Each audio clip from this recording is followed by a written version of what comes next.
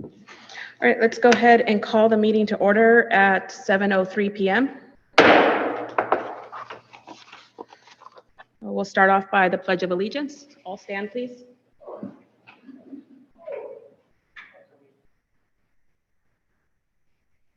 I pledge allegiance to the flag of the United States of America and to the republic for which it stands, one nation, under God, indivisible, with liberty and justice for all.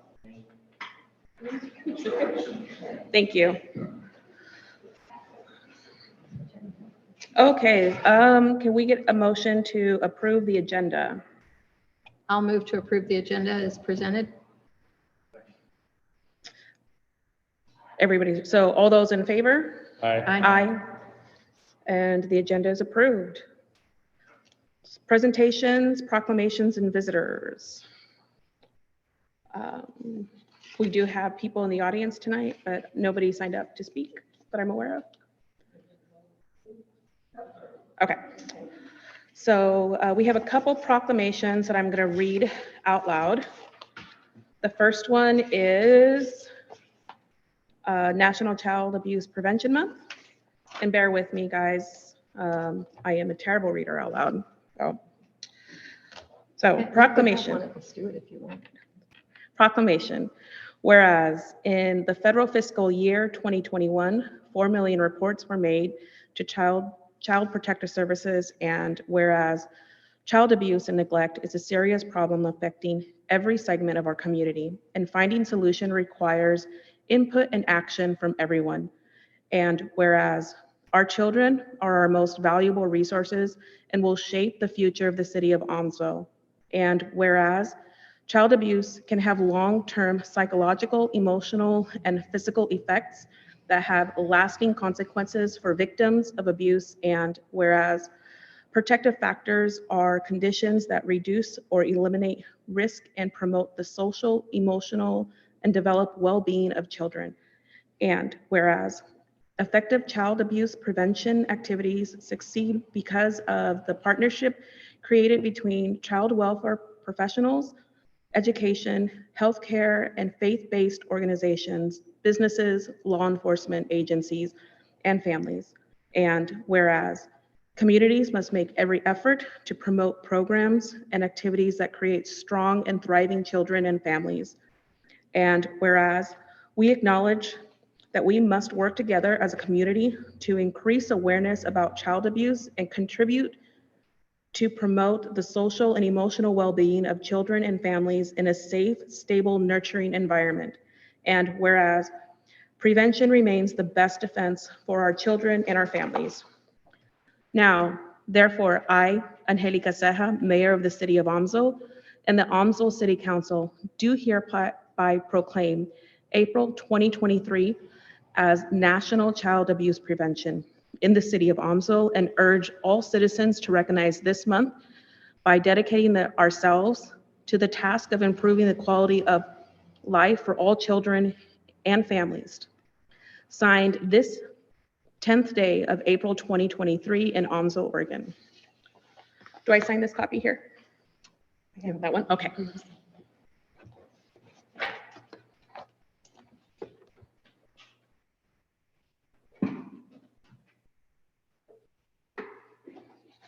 Ooh, it's even on pretty paper.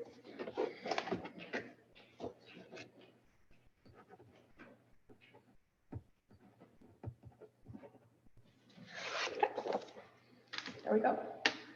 Thank you.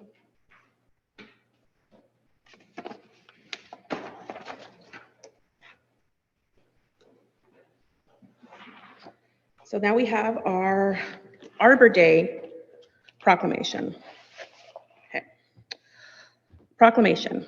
Whereas in 1872, the Nebraska Board of Agriculture established a special day to be set aside for the planting of trees, and whereas this holiday called Arbor Day was first observed with the planting of more than 1 million trees in Nebraska, and whereas Arbor Day is now observed throughout the nation and the world, and whereas trees can be a solution to combating climate change by reducing the erosion of our precious topsoil by wind and water, cutting heating and cooling costs, moderating the temperature, cleaning the air, producing life-giving oxygen, and providing habitat for wildlife. And whereas trees are a renewable resource giving us paper, wood for our homes, fuel for our fires, and countless other products. And whereas trees in our city increase property value, enhance the economic vitality of business areas, and beautify our community. And whereas trees, wherever they are planted, are a source of joy and spiritual renewal. Therefore, I, Angelica Ceja, Mayor of the City of Aumsville, do hereby proclaim April 28, 2023 as Arbor Day in the City of Aumsville. And further, Council urges all citizens to plant and care for trees to gladden the heart and promote the well-being of this and future generations. Signed this 10th day of April 2023 in Aumsville, Oregon.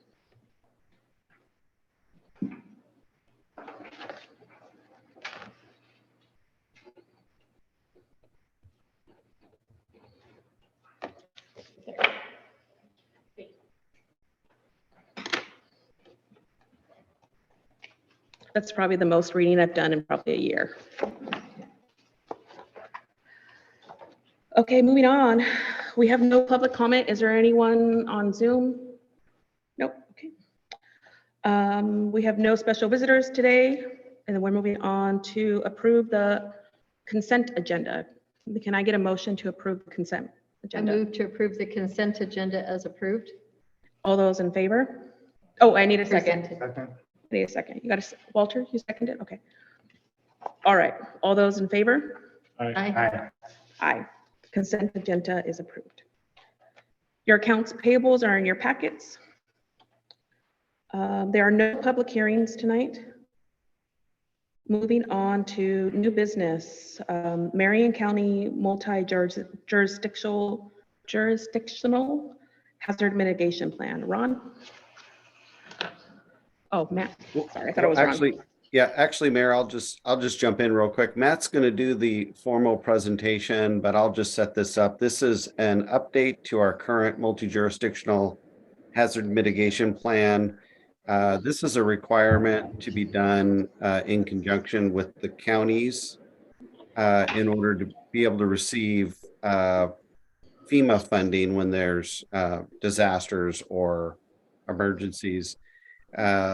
Being part of this plan also helps us leverage grants when they become available to be able to implement parts of the hazard mitigation plan. So with that, I'll just turn that over to Matt. Thank you. Well, I think Ron pretty well covered it. The city, Damien, the chief and I worked on this plan. It didn't cost the city anything. Our time was our cost share for the plan, so we put in our time. I think last time we brought it to council, there was a note about the country kids daycare that was still in the plan that was removed. The county removed some of the climate stuff in the plan that was in the previous plan, and that was just because they were afraid if they took that forward that some of those things would be used as it wasn't information that was I guess agreed upon by everybody, so they took that information out, and that's the plan that we have moving forward. They're on a pretty tight deadline. The county approved their plan on the 5th, and we need to approve our addendum tonight if you guys are in agreement. And like Ron said, it'll make us eligible for funding for hazard mitigation projects, or when we have a natural disaster, FEMA funding for reimbursement during a natural disaster. So, do you have any questions? I read through and don't have any questions. Do you guys have any questions on it? So we just need a motion on this. Move to approve resolution 2-23 adopting the City of Aumsville addendum to the Marion County multi-jurisdictional hazard mitigation plan. Do we have a second? Second. Okay, all those in favor? Aye. Motion passes. Thank you. Okay. Moving on to city administrator report.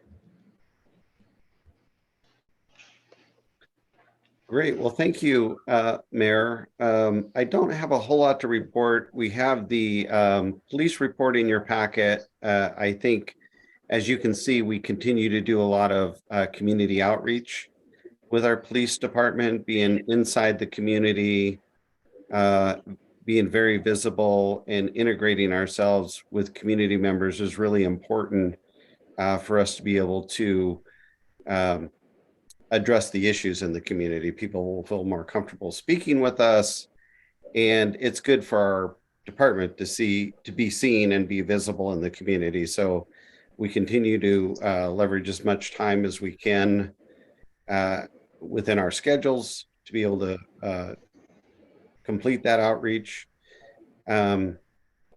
Just a couple of things to note for the next council meeting. If council recalls, last year we said we weren't going to immediately transfer the $100,000 into our water and wastewater capital funds. We put that as a option that we could do later if revenues came in okay. But the idea behind that is we wanted to be able to keep our rate adjustment at a 3% inflationary rate, knowing that the community was impacted by other inflationary costs for the year. And so our plan was to just hold that back in reserve. The revenues and expenditures have balanced in such a way that we'll bring an action forward to go ahead and make those two transfers. And they're really needed for all the capital projects that we have in the works right now. So that'll be on your agenda. There's also an action to have our wastewater system videoed. This is a requirement from DEQ every 5 years, and this just happens to be the 5th year.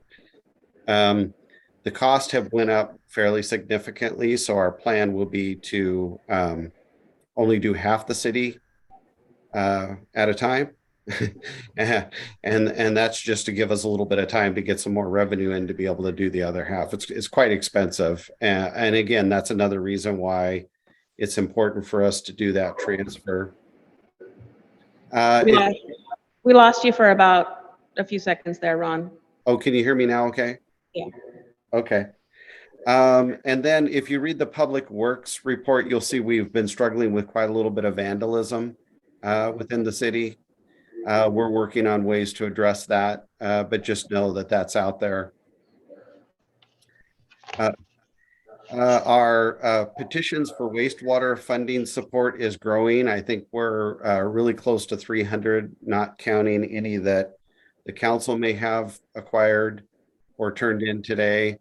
I'd really like to see that number above 500, so we're going to work with that 500 number as a target and a goal for us. So if you can keep doing what you're doing, that'd be great. But we're going to try to figure out how to get that number up to that 500 level. The generator has been installed in our 1 million gallon reservoir, and we're just waiting to complete some training on that emergency generator. But that's a huge public safety project for the city. Our events are going, our event planning is going well. The date that you really should have on your calendar right now would be our Arbor Day celebration, which is on the 28th at 1 p.m. And we'll be partnering with the school this year and having the Arbor Day celebration at the elementary school. And the city's partnering with them to replant some of the trees that was destroyed a few years ago. And I think that's really just the highlights of what I have. If council has any questions, I'm happy to answer them. I think the only thing I have is, like, you're talking about a goal of 500 signatures. I think realistically, that's kind of low. Okay. We have a populace of 4,200. So in my day job, organizing and lobbying is what I do. So when we want to have an impactful statement, it's my firm belief that we should have at least half our residents. When I go down and talk in front of Ways and Means, if we have 4,200 residents and I show up with 500 signatures, that's not going to be, in my opinion, enough to sway. So I would like a higher goal of at least 2,000. I know that seems like a lot, but Yeah. I think that if we work together as a council, I think that's possible. Yeah, and my comment on that would be the more signatures we can get, I think the better. The difficulty with having the goal too high. I mean, we can have that goal. The difficulty is the time constraint of when the hearing will start is sometime in April. It could be, we could get notice that it's this week. We just don't know. And so I think in my years of doing testimony in front of the ledge, 500 signatures would be pretty impressive. And it's not really based on your population. It's based on the engagement that we've done in the community. And most communities probably aren't doing that. As a matter of fact, I've never heard of a community coming in there with a petition. So I think it's, I think it's outside of the box thinking for us. I think that's what's going to make us stand out when we're competing with, I don't want to say competing. I want to say that, well, we are competing. We are with all the other small towns. And so what makes us different and how can we continue that forward? And I say we just keep going with as many signatures as we can get. But I think realistically, when you think 4,200 population, there's infants, there's little kids, you really need to think about half of your voter base is typically how you would think about that. And I think, I don't have the exact number, but I thought the last time I looked, it was around 1,100. So, I don't think our target's too far off, but, we'll get as many as we can. And we're hoping council will continue to help with that. I got a question on that. Sorry, Dylan. There might be some residents out there that want to pass around the petition as well. Are we allowed to let them do that as well? Absolutely. I think, anybody that wants to help us in our effort, and keep in mind the petition that we're signing is just to show our community's engagement in this issue to our legislature. By signing it, residents aren't saying they agree with, the capital project or what the future utility bill may or may not be.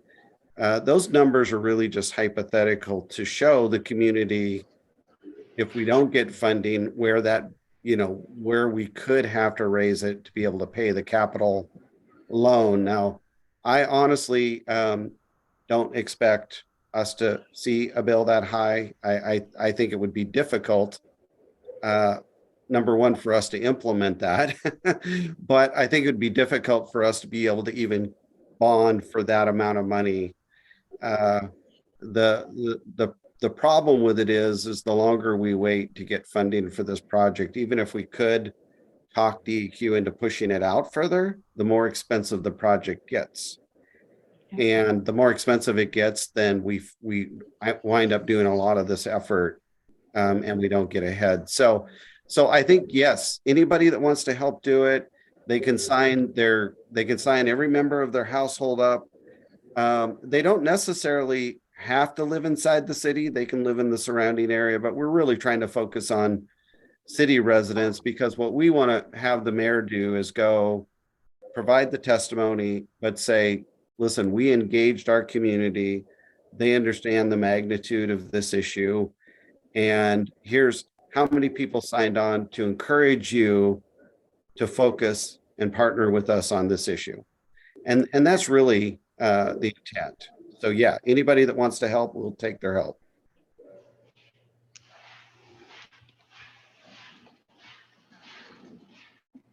All right. Are we ready to move on? Oh, yep. So what do we have to do to raise that goal? That's what we want to do. We need to encourage people to sign the letter support petition. That's it. So in my mind, however many water bills go out, right? That's the minimum signatures that we need. For every water sewer bill that goes out, we should have at least one signature for that household, at least one, in my mind. And how do we get that, right? So I guess this goes on to the next like mayor and council reports, because I was going to talk about this anyways. So like the engagement, I can only go by the engagement that I had on Saturday when I was in my district. Like we divided the town up into 7 sections. There's 7 of us. And from what I saw in my section is I believe that we could do more. I don't want what happened with a $12 fee. Like the people said, you didn't do enough. As leaders of this community, I don't want to go back to the community and say, I could have done more, right?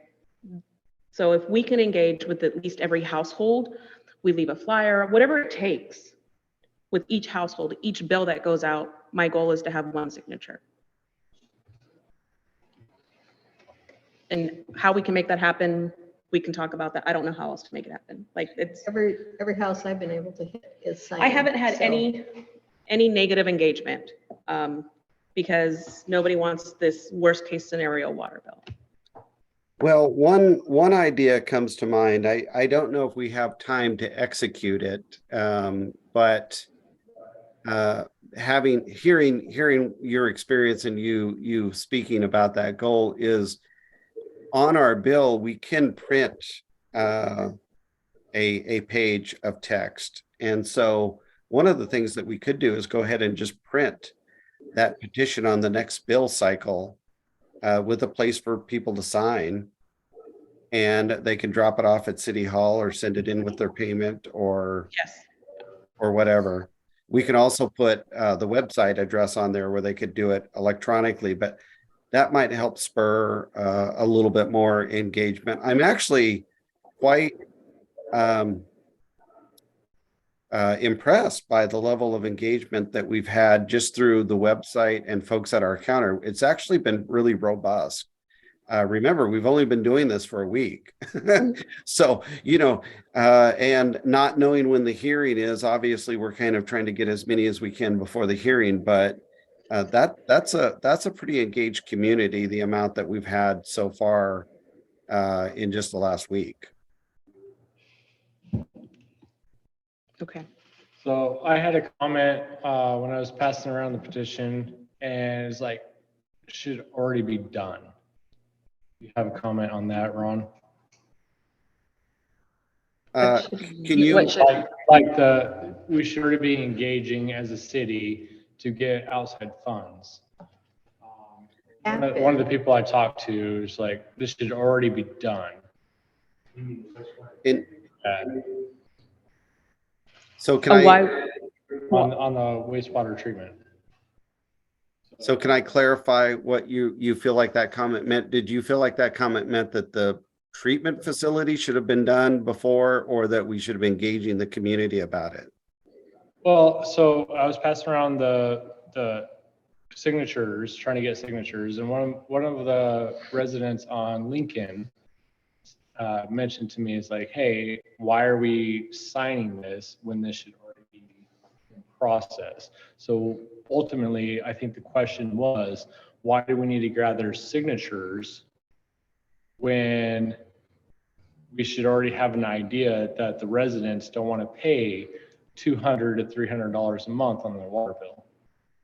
Well, we understand that. It's how are we impressing the legislature to assist us? And remember, the mayor and I attended a roundtable with the undersecretary of USDA and one of our federal delegations and a lot of other cities. And a lot of cities are in a very same position that we are. And there's cities that have to do $10-20 million projects, and they only have 1,000 people.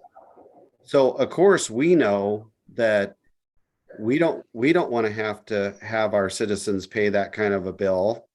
And we understand that we know they don't want to pay it because we've engaged in them multiple times at the counter. So we understand that nobody wants to pay more if they don't have to.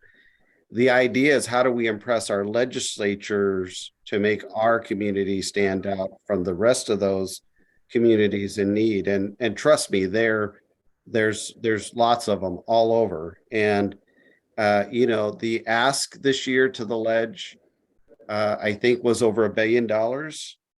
And the amount of money that they have to fund is around 300,000, or sorry, 300 million. So when you think about that, 2/3 of the people aren't going to get funding. And so we want to make sure that we've been engaging, that they know our project, they know the details, and they know the impact. And the way that they know the impact and feel the impact is when they see the names, in my opinion. So that's the reason and motivation behind the signatures. And we have been working on this for several years and finding out how to do it, where to go. And that's where we're culminating now on several years of work that's already been done. Well, I've been putting in grant applications for this project since 2018, as council knows, and we've gotten some. We've been successful, but we've been engaged at a level that I think's been much more robust than a lot of other communities. We're meeting with the department, the state agencies, Department of Ecology. We're meeting with USDA. We're meeting with all of our representatives on a fairly regular basis. And my message to them is the same each time. And that is, I'm going to look under every stone. And I want you to tell me that I haven't looked under all the stones every time we meet. If you know that there's a pool or a pot of money that would benefit our community, I want to know about it. And that's why we meet regularly.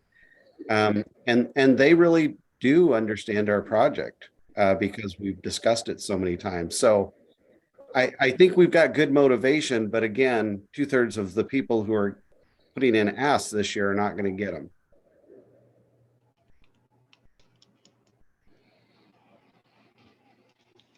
As far as like time-wise goes, Ways and Means right now are doing their circuit around the state. So they'll be finishing up their state agency circuits to meet with everybody. And then I believe that's when they get done with that is when they'll start reviewing the city requests for funding.